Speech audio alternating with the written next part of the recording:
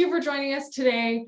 My name is Candace Highland. I am the Director of Marketing and Public Relations for Their Stories, Our Story. We are a nonprofit organization that collects and shares the stories of refugees and their allies to encourage empathy, to advance public policy, and to help communities better welcome people who are forcibly displaced. It is truly an honor to host this event today and gather virtually with all of you and get connected with all of you for World Refugee Day. So before we get started, just a few quick housekeeping items.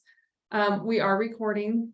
You probably got the notice on your Zoom screen today. We are going to record it and it will be shared on our Their Stories, Our Story platforms. And then out of respect to the three amazing panelists you get to hear from today, we have automatically muted all of your lines and we ask that you remain on mute, but please engage in the chat. We love to get questions and see your comments. I'm sure all of the panelists would love to see your engagement there. So as I mentioned, today is World Refugee Day. It is an international holiday designated by the United Nations to honor refugees around the globe. It falls each year on June 20th, and it is a time to celebrate the strength and the courage of people who have been forced to flee their home to escape conflict or persecution. So this year, the leadership team at Their Stories, Our Story selected the theme Connected Communities. And we want to showcase throughout this year a variety of ways that different people are creating meaningful connections in their communities and the benefits that result from doing so.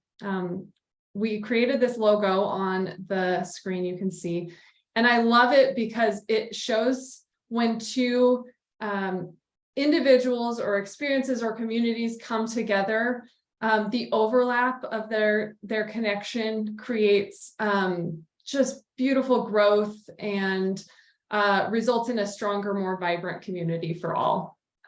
So like I said, we have three amazing panelists today that are great examples of being connectors in their communities. We as an organization truly hope that their stories and experiences motivate you to find ways to leverage your skills and connections as a welcomer in your community.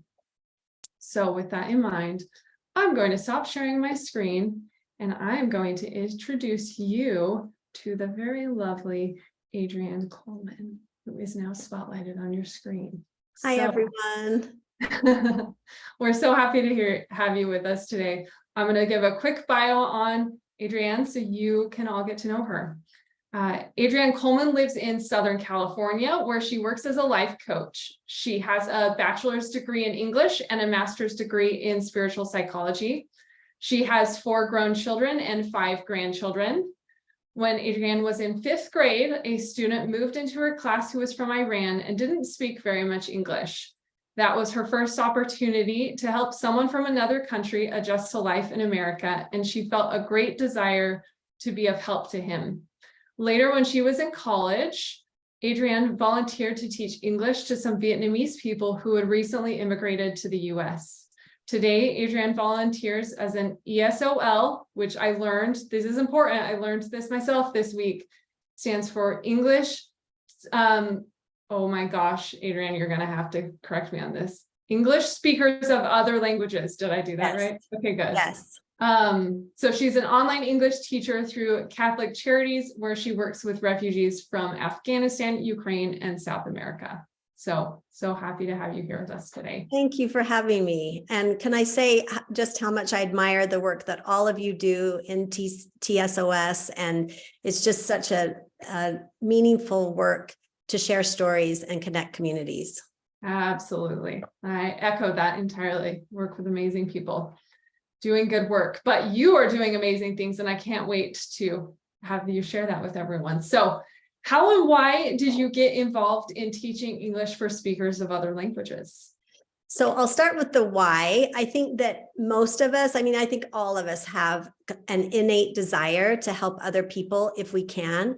And for me, I have such a tender spot in my heart for refugees that really started, like you mentioned in the bio, when that boy Farshad moved into my community from Iran, and he joined our 5th grade class. He spoke virtually no English. And my heart just broke open with compassion for him because I could only imagine how difficult that would be. And I really felt a desire to help him make an adjustment and learn English. And so for me, that has continued throughout my life. At different times, I've been able to help in that regard, but not in any grand way at all. So this is, I think my story is, I hope, really helpful for those who are like, I've never been involved. I don't know how to do it. This is a simple way to get started. And it's been really, really meaningful. And so the how, for me, I have a really dear friend who's very involved in refugee work, and she inspired me to explore some options in my local community. But I got discouraged because I would write to these organizations, you know, they have you fill out the online interest in volunteering, and then I never heard back from people. And I think maybe some organizations just don't have the manpower to manage all the volunteers or whatever. Maybe they didn't need them. But so I kind of was like, oh, I'm not sure why I'm not getting a chance to be involved. But then this friend that I mentioned started teaching ESOL through Catholic Charities, and it's online. And I thought, oh, this is perfect. This is a way that I can get involved as well. And it's been really, really fun. I've really, really enjoyed it. And I can talk more about how they have it set up if you'd like me to share, because they do need more volunteers. And they provide great training. And then the time commitment is about 2.5 hours a week, about 30 minutes of just kind of preparing, and then 2 hours of teaching a class. So it's not that time consuming, but it's very meaningful. Yeah. Oh, I love that. And it feels very attainable, right? Thank you for framing up like the time commitment, things like that, and the fact that there's training. I think that's really valuable to help ease some of those concerns that people might have in getting involved initially. So, but you kind of touched on this a little bit. Did you have any reservations about volunteering as an ESOL teacher? And if so, like what were those initial concerns? Well, the first concern was, how much material did I have to provide? And was like, I going to have to come up with lesson plans and that kind of thing, because that felt a little bit daunting. But the beauty of the Catholic Charities program is that they work with an online program called Burlington English. They have really wonderful trainings that are simple. The whole program is very easy. I don't have to come up with anything original. It's all there and it's very simple. And if you can work a computer, then you could teach this class. Yeah. Yeah. Oh, I love that. And clearly everyone on the line today can do so many. Yes, exactly. Exactly. Feels very attainable.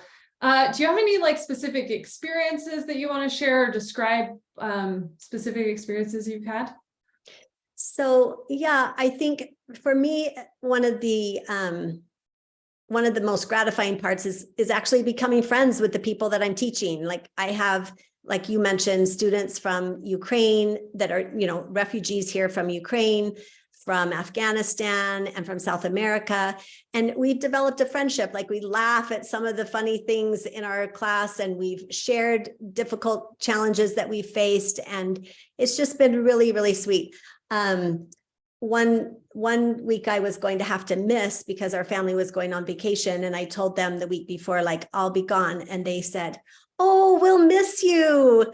And I just thought, oh, I don't know. That was just a really sweet thing to realize, like, it's making an impact. Like we're making connections, and it's meaningful, not only for me, but for them too. Yeah. Yeah. Just true, genuine friendship. Exactly. That. And I love that you pointed out back to that Connected Communities logo that like truly both of you are benefiting from this relationship. Exactly. It's true. Yeah. Have you learned anything through this process that you like didn't anticipate that maybe you want to help people better understand? Well, so, you know, the unexpected learnings would just be how simple it is to get involved. If you find the right organization to join and to participate with, it can be so easy to get involved. And like I shared in the beginning, I got a little discouraged at first because I didn't hear back from some of the initial organizations that I reached out to. But once I found one that really clicked for me, it's been so easy. So I encourage people, if any of you want to get involved in, even if you have just a little tiny inkling, like there are ways to just slowly take that first small step. Yeah, oh, I love that. Such good advice. Take the first small step. Everyone has something that they can contribute. I just want to echo that point though, like similarly, when I first started volunteering with refugee organizations, I didn't get responses either to a lot of things. So don't let that be the barrier. Like keep trying. Someone will reply. There is a need. There absolutely is a need, and it's finding the right fit. So thank you for bringing up that point. Yeah. This is my final question, but if anyone else has questions for Adrienne, let's drop those in the chat and we'll make sure to address them. But my final question is, what advice do you have for someone getting started making those meaningful connections in their communities? So I guess my advice again goes back to, don't give up. And if you want to just kind of dip a toe in, there are ways to do that. Like even in the Catholic Charities ESOL program, you can just be like an assistant teacher. So you can sit in for a time to kind of see how the classes go. And then once you have enough confidence, then you could step in as a full teacher. But yeah, just to not worry that has to be some grand thing or that you have to be some special person in order to volunteer and make a difference in the lives of these refugees. I love this quote by a woman named Meep Geese, who she was instrumental in hiding Anne Frank and her family during World War II. And she said she never liked being held up as like a hero or someone special that made this sacrifice, because she said so many people did it. And really, we were just doing our human duty. So she said, no one should ever think you have to be special to help others. Even an ordinary secretary like she was, or a housewife, or a teenager can, within their own small ways, turn on a small light in a dark room. We did our duty as human beings, helping people in need. And that, I just love that quote, and just like a small light. And if my work in the lives of these refugees, like 2 hours a week, helps turn on even the smallest light, then it's worth it. And it's really, it's been so rewarding for me. Wow, what a beautiful quote. Thank you for sharing that. I love that. I don't see any questions in the chat, but there is a lot of love. So be sure to check that out. Well, thank you. Yes, thank you so much for joining us today. What beautiful, beautiful advice. Thank you for kicking it off for us. Oh, thank you. Okay, I'm going to pivot to our amazing next speaker.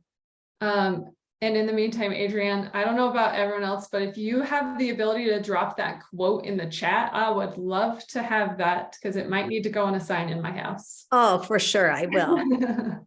That's awesome. Okay. Well, next up, you all have the privilege of hearing from the amazing Uzma Jaffrey. So let me spotlight you quickly for the group. There we go. So thank you for joining us today. I'll kick off with your bio as well. Uzma Jaffrey grew up in Houston, the daughter of Muslim immigrants from Pakistan and India. Today, Uzma is a physician running her own medical practices in Phoenix, works as a medical director for an assisted living and a hospice agency, and serves as graduate medical faculty. I'm literally exhausted hearing that part of her bio, and there's more coming, so just wait for it. She is also a certified speaker for the Islamic Speakers Bureau of Arizona, president of a local nonprofit supporting at-risk senior citizens, and volunteers with multiple organizations to support refugees.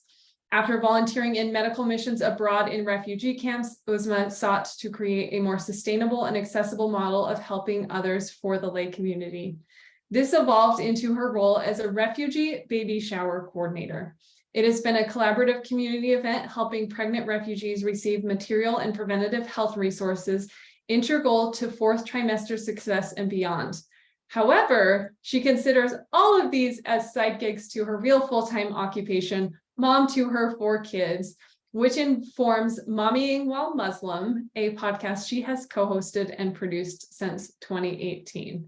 I repeat my earlier comments. Woo, you are doing a lot of amazing things. So we're happy that you made the time to be here with us. Thank you so much for having me. It's really an honor to be asked to present, especially about a project that, my community is so invested in. Yeah, absolutely.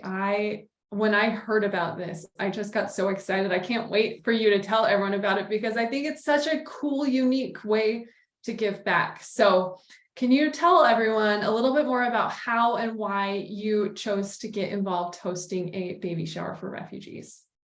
When the Syrian refugee crisis first splashed across all media, it was sometime around when I'd had my fourth child, I believe. So, you're up at night, you're watching the news, you're, diving into social media and those late dark nights alone nursing your baby. What can I do? Because I'm nursing a baby, there's really nothing I can do right now. And then somehow I landed in the lab NGO that was providing direct aid to refugees. Once I was able to go abroad, pumping my breast milk while I went, not with the baby, obviously left him home. Mommy. But I went abroad on these missions, one to provide direct aid and several to provide medical aid on the ground. And I thought that's really great. But the original NGO that had gotten me involved in sending direct aid overseas was what they had, one of the projects that they came up with later, as I went up in leadership in that organization, what they developed in the refugee camps was a refugee baby shower. And one of my local friends was actually, she had this idea to throw a baby shower for one refugee mom. Meantime, stateside, we have all of these people coming, and my city, Phoenix, is was a big hub for all of those Syrian women coming, Syrian families coming. And we kept getting in our grassroots groups, calls for baby items because lots of babies were being born, lots of pregnant women were among us. And it just felt like every week there was, 5 or 6 cries for help from mentors that we had assigned to these families saying, hey, I need diapers, or I need a car seat, or I need this or that. And it just seemed like very unorganized. And I thought, how can we centralize this? How can we take what's happening in the refugee camp over there where we're making Moses baskets and loading them up with the baby's stuff and giving them to moms right there? How can we do something like that here? And that was the idea that was, birthed, no pun intended. And, because of the contacts that I had in the medical community, it was a matter of how can I get all of the people who are already doing the good things together to do this project, because we didn't need to start from scratch. And I didn't want to reinvent the wheel. So that's why the community collaboration was so important to me in order to throw this event. I love that. So many good tidbits in there. So how many baby showers have you put on to date? We have done 9 since 2016. We do 2 a year. We do them in the spring and the fall so that we can catch like the winter babies at the fall one, and then we can catch the summer babies at so it ends up that everybody has some kind of coverage. We used to also during COVID, obviously we couldn't be in person anymore. It is an in-person event.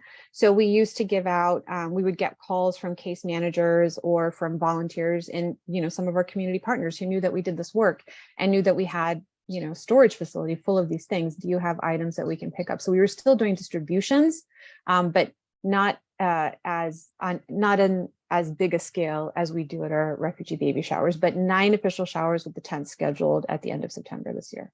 That's amazing. Okay, help me. Help me. You do it. Paint the picture for everyone. Like, what is the process involved in hosting a baby shower? Like, what steps do you take? Who's involved? Any of those details to inspire anyone that might like to replicate something like it in their communities. Yeah, I think the biggest thing is to find out where is the space. Well, I guess before you ever do that, you want to assess the need, right? Is there a need for this? And if you don't have direct contact with refugees, then the place to go would be the resettlement agencies that are local to you, and find out like, hey, do you have a huge population of pregnant refugees? And they'll say they don't know, but they really do. So keep pushing them. They'll tell you. If not, Catholic Charities is a great place to go. Lutheran Services is a great place. They have national, offices like all over. So those are the 2 that you're never going to miss, but you probably have some state resettlement agencies as well. So you find out, is there a need? And, how many women abouts can I serve? So we very naively thought there was like 12-ish every baby shower, but those numbers kept increasing, and it turned out we were having to turn people away as these community partners, these resettlement agencies were coming back to us, church groups and organizations were coming back to us. A lot of families who had adopted a refugee family through their church organization, they were coming to us and saying, hey, can I get my mom to sign up? And so, I just started a list, and because, we had to cap it, because if we're asking for a year of supplies, that's what the idea was, that let us get a year's worth of baby supplies to a mom, everything that she would need, from diapers all the way to breast pads, for the first year of baby's life, because she's already lost her village of women supporting her, the maternal influences that she's used to in her culture. She's lost it all. So she's got to start here. How can we alleviate some of these burdens on her? And so, it was like 12 to 16 that we were able to cover. But, one of our early partner organizations, surely from the very first time that 2016, was a local NGO, which is Gathering Humanity. And they officially adopted us as of this year. So now, because of their support, we can service 25 refugee women, and we're still turning women away, if you can believe it or not. So every community has them. And aside from getting all the referrals for the moms, we're also putting out referrals for education, partners in the community who are providing education or material, goods, and resources that we can distribute for free to these moms, or along with the education to these moms, because it's something that they were asking for. And we saw, through surveys in the last 7 or 8 years, things that moms needed, like financial literacy, tobacco cessation was something that we needed early on, and since have ceased to provide because they get it now. They know tobacco is bad. And so, it's just really making a lot of phone calls and sending a lot of cold messages, and not being shy about, just Facebook DMing somebody and saying, hey, I'm a crazy person who is coordinating a baby shower, and I would love your help to blah, blah, blah. And you'll find that people are very receptive to that. It's really hard to say no to a pregnant woman in need.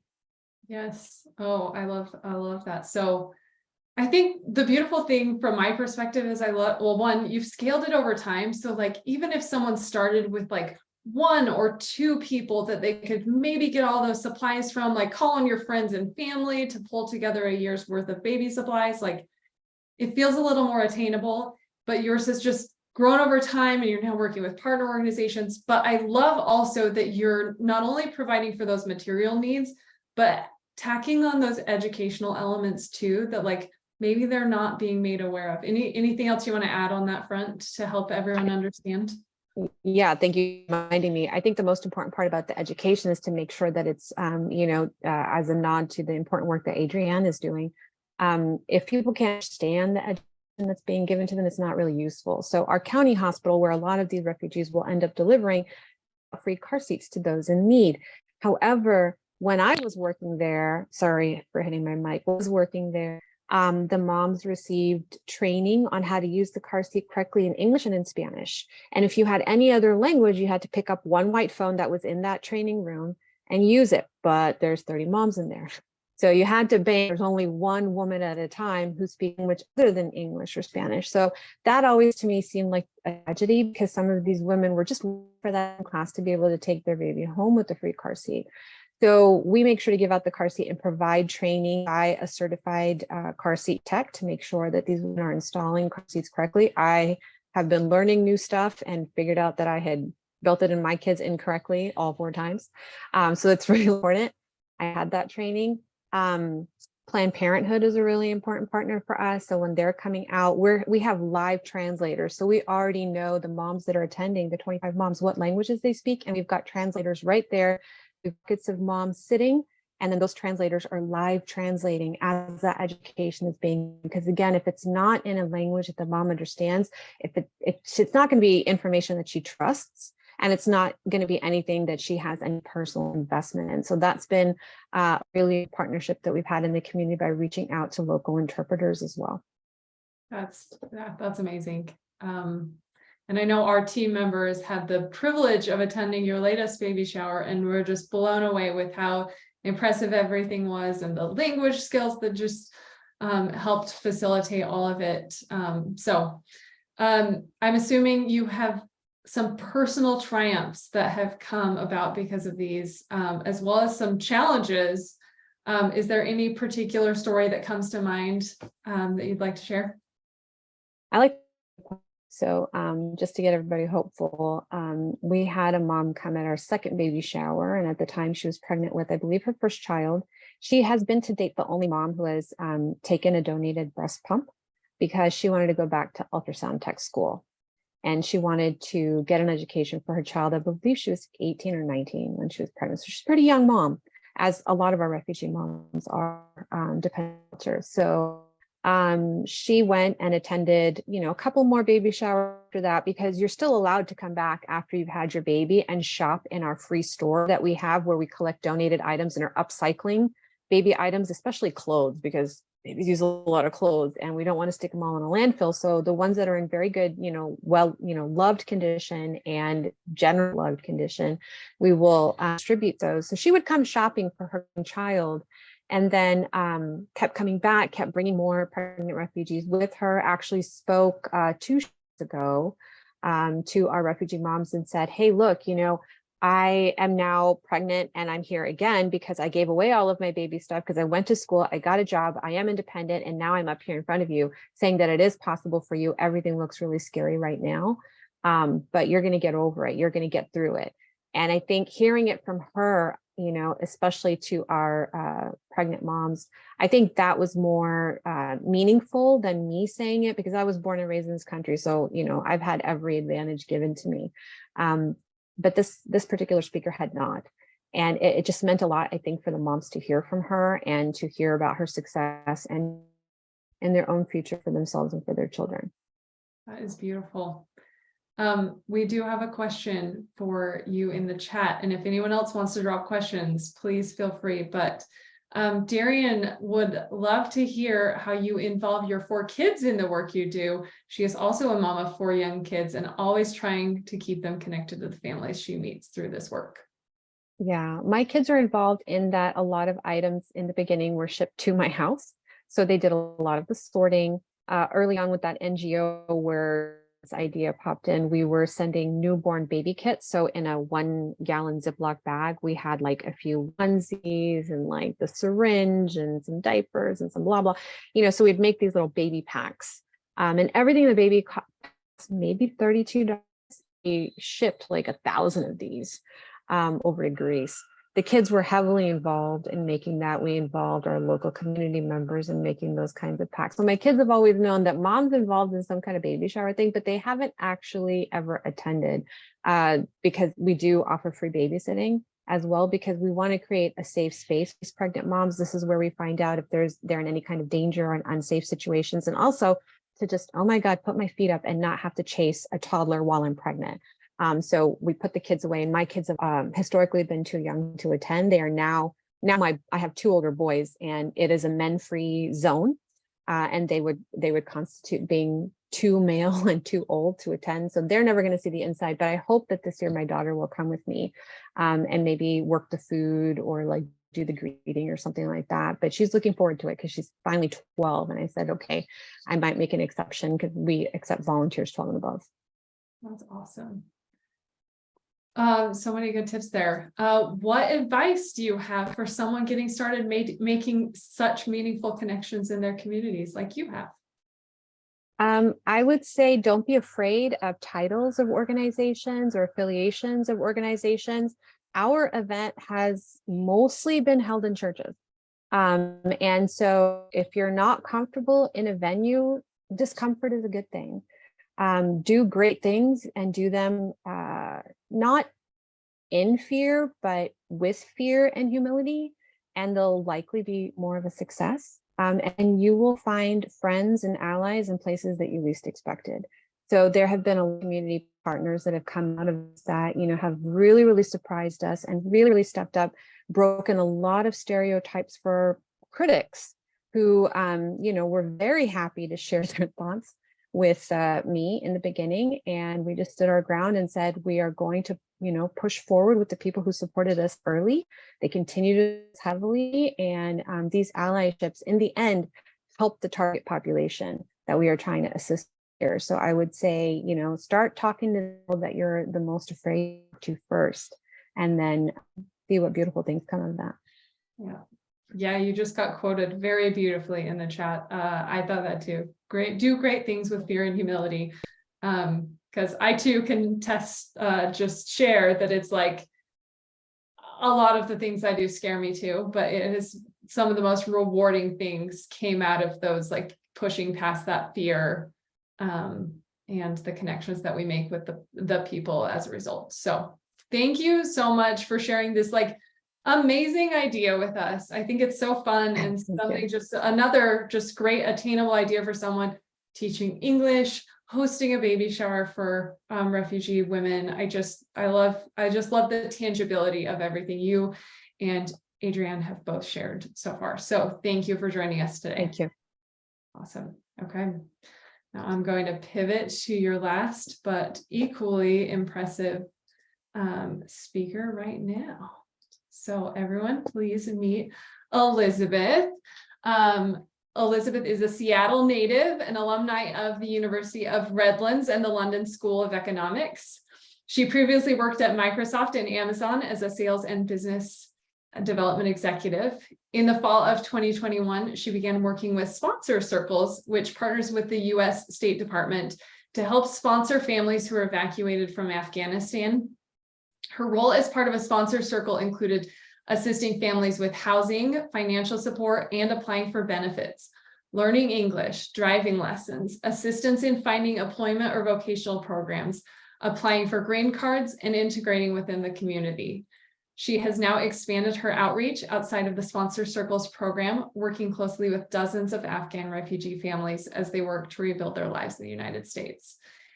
I am so excited for you to share about your experiences with everyone. Because I will admit, I am one of those people that when I saw the Sponsor Circle stuff thought, oh, that is too overwhelming. I could never do that. And yet you dove right in, and I'm so excited for you to share your wisdom with everyone. So thanks for joining us.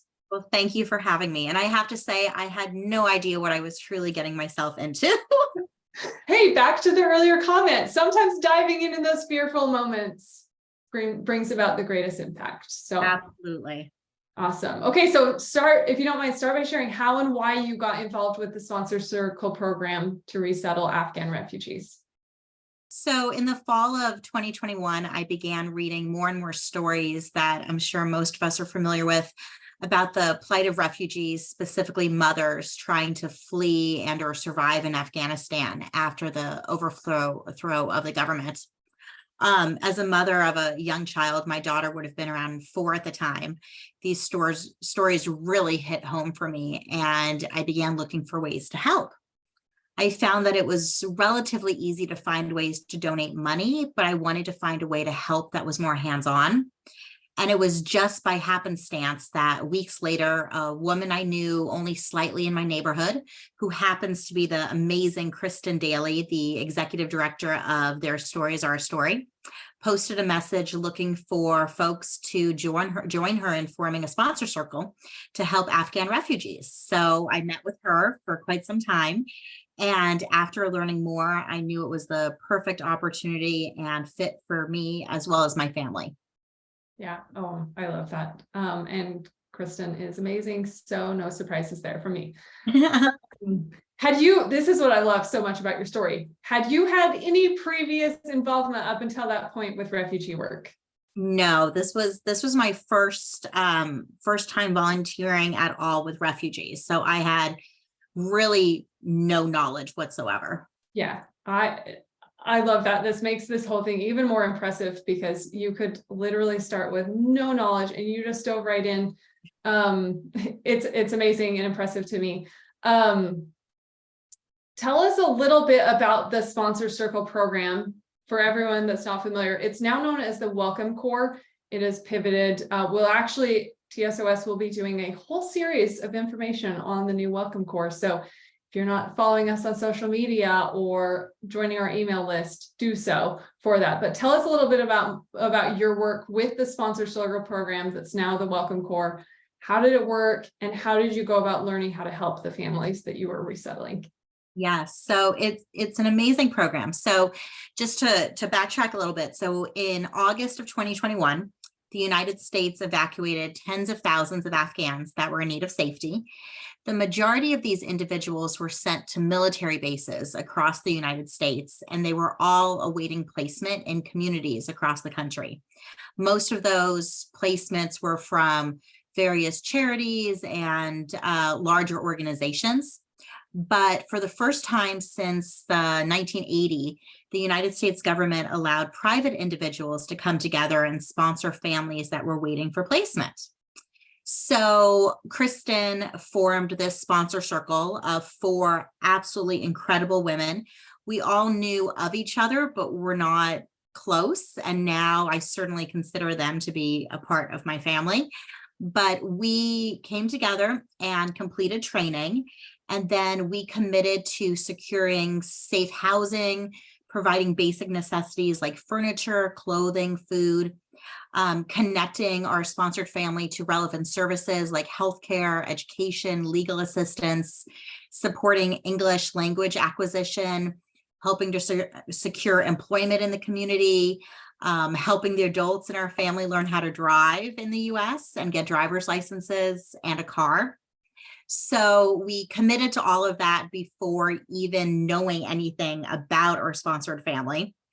As soon as we found out a bit of information about the family we were sponsoring, we began to divvy up responsibilities amongst the 4 of us. And we all volunteered our husbands and family members as well in that process. And while each member of our sponsor circle became a subject matter expert in certain areas, we were really all hands on deck for the most part. I picked up our first sponsored family, a wonderful young couple with 2 small children, picked them up from the airport in January of 2022 late at night. And it will forever stand out as one of the most memorable experiences I've ever had the privilege to be a part of. We later took on, excuse me, a second family later that spring, and both families were still incredibly close to and have had the privilege and opportunity to watch their children grow, welcome a new baby. It's really been incredible. Since we formed a sponsor circle early on, there were not that many resources available for us. So really we muddied through the waters to figure things out. Initially, we had support from the sponsor circles program officials and from other sponsor circles who formed in our area that we sought out. Otherwise, the group of us, we did a lot of research, we made a lot of mistakes, and at the end of the day, we figured it out. There were a lot of times that I said to our sponsored families, I don't know how we're going to get this done, but we're going to figure it out together, or that didn't work, let's try something else. The most difficult part to navigate was figuring out public assistance programs and what was available, as it varies by state and county, as well as immigration status. But throughout this whole thing, I found that navigating with humor was very important to the sanity of everyone involved, the members of our sponsor circle, as well as the families we were sponsoring. Yeah, I love that.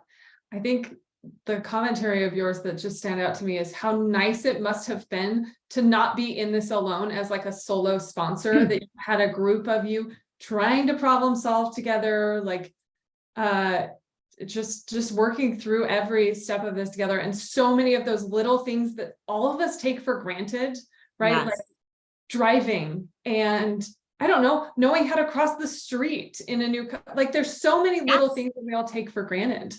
Well, and sometimes something as what we would consider to be simple, like making a phone call, if you don't speak the language and don't even know how to navigate the phone system, pressing 1 or 3 or whatever it is that you need to do, that can turn into a 3-4 hour ordeal.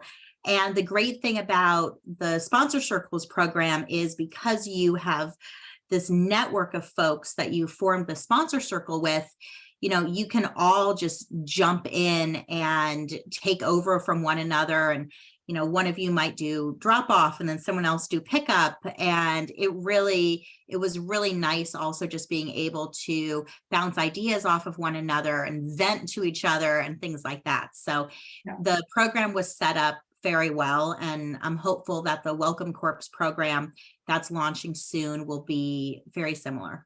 Yeah, yeah. And to your earlier point, I think through all of these learning experiences, there's a lot of new resources available to help you as a sponsor circle group through all the steps of the process. So is there any specific experiences you want to share that have been super meaningful to you in this work? Gosh, there's been so many experiences that stick out in my mind and I talk about regularly, from picking up children at the airport and helping them into their car seats for the very first time, enrolling children at school and seeing the looks and the joy on parents' faces as they see their kids walk into school on the first day. But really what I never expected with all of this was the really deep relationships that I've made with individuals that now I consider absolutely to be a part of my extended family. This really has been the biggest blessing of this entire experience. I was initially part of the sponsor circle to help one family, which then turned into 2 families.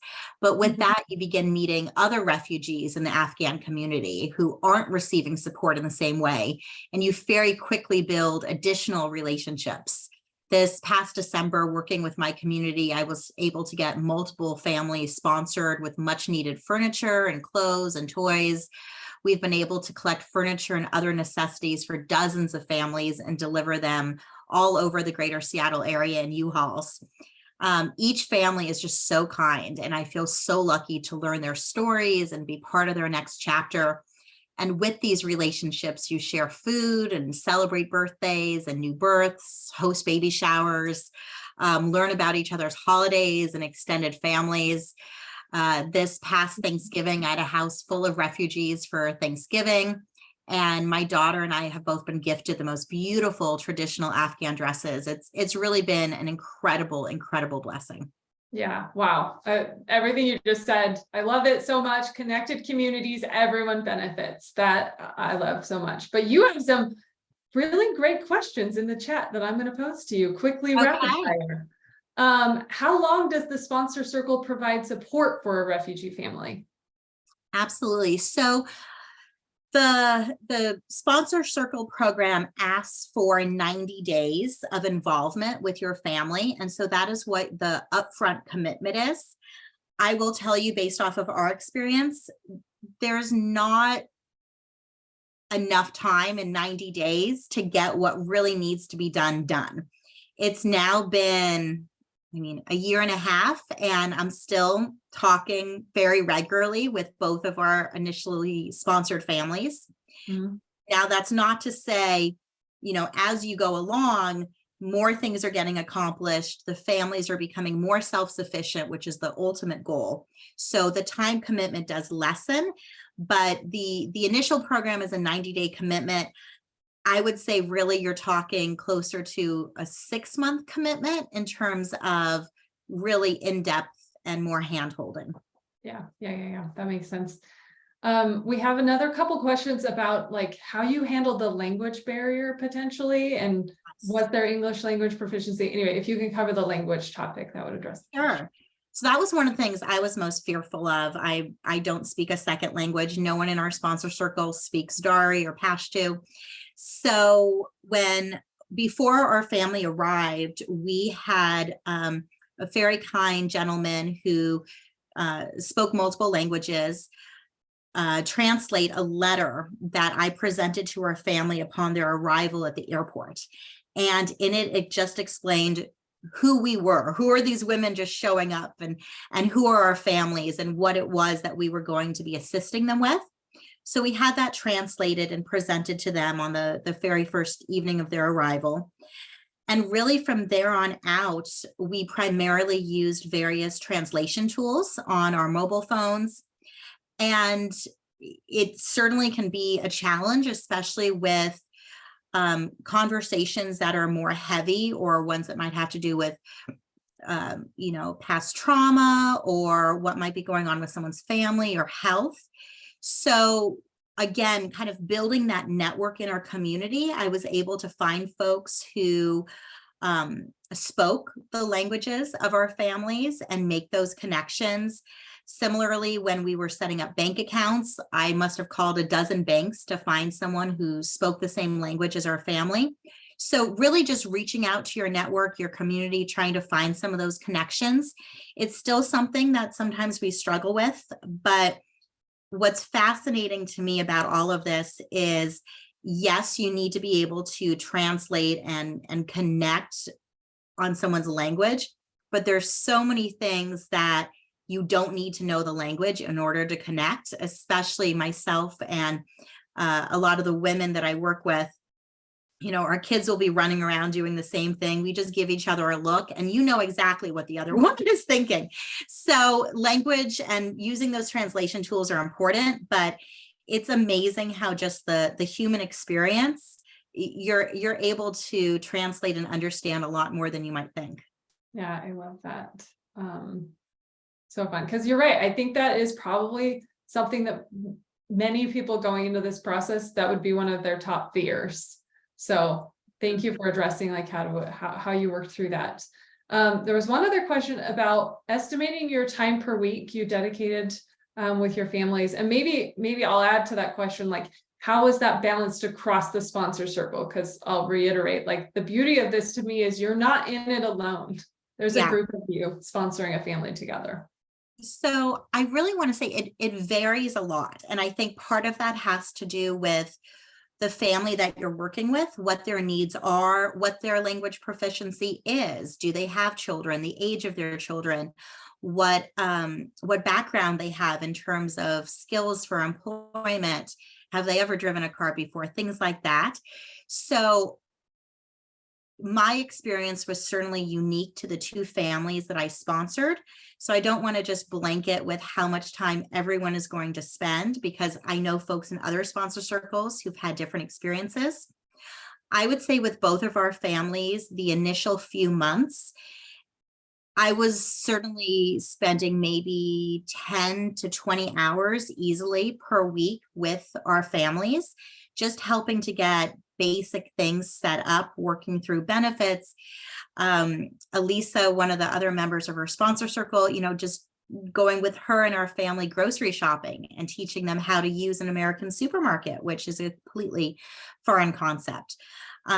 Driving children to preschool and picking them up each day. Two gals split up the duty of that. So some days, some weeks, it felt like a full-time job, and other weeks there really wasn't that much going on, or I handled all of the healthcare and health benefits. Some weeks I was doing a lot of shuttling back and forth to the hospital for doctor's appointments and benefits and things like that. Whereas another week I might have less to do because one of the other members of my sponsor circle is handling intake for school or English as a second language. So it really, really varied. And the nice thing again about that sponsor circle, as you mentioned, is we each took on different roles and responsibilities. And when someone traveled, somebody else picked up the slack, and we were all able to really lean in and make sure that our families always felt supported and could get a hold of one of us. And they picked up very quickly. You know, I go to Elizabeth for this thing. I go to Kristen or Darcy for this thing. We kind of all found our niche at the end of the day. Yeah. Oh, I love that so much. Any final advice for someone interested in getting started making these types of connections in their communities? So the biggest thing I would say is there's really no such thing as something that's too small. Taking on a family as part of a sponsor circle or welcome corps, it's a big undertaking, both time, financially, but you can make a tremendous difference just doing small things. Can you drive someone to a doctor's appointment? Help gather toiletries or diapers for a family in need? Do you own a business or know someone who owns a business who can offer employment? Can you make phone calls on behalf of someone, which is a tremendous need? Or just spend time with someone. Many refugees feel very isolated, and even with language barriers, just having someone physically present can make a huge difference. I found through this process that so many members of my community wanted to help, but just didn't know how to. So I would encourage, if anyone wants to get more involved, put it out there to your network and see what other people are doing and how you can contribute, because so many people are involved in so many different ways. And so being able to plug into your network, it's such a great way to kind of start small, and depending on what your time looks like, what you're able to do, you can really grow that into something special. That's awesome. Oh, well, if the chat is any indication, there is definitely interest in this. So thank you for just coming on and sharing your experience. We so appreciate you. Well, it is my pleasure, and it is a wonderful program to get involved in. That's awesome. Yeah, like I said before, more info coming in the TSOS social channels and email channels and on our website. So if you're not following along, now's a good time to get started. Thank you so much, Elizabeth. Thank you. Okay, I am going to give you just a few more quick ideas in case nothing maybe resonated or you're feeling overwhelmed. Here are a few other ways to potentially get involved. But before I do, just thank you again to our truly amazing, impressive panelists. I don't know about you, but I'm leaving feeling just very, very inspired by their examples. And also a little overwhelmed because each of them is clearly just a very impressive human being generally, but like they all said, like anyone can do one simple thing and that may create a huge ripple effect and a difference for someone feeling welcome and as part of a community. So thank you to each of you for your examples in doing so.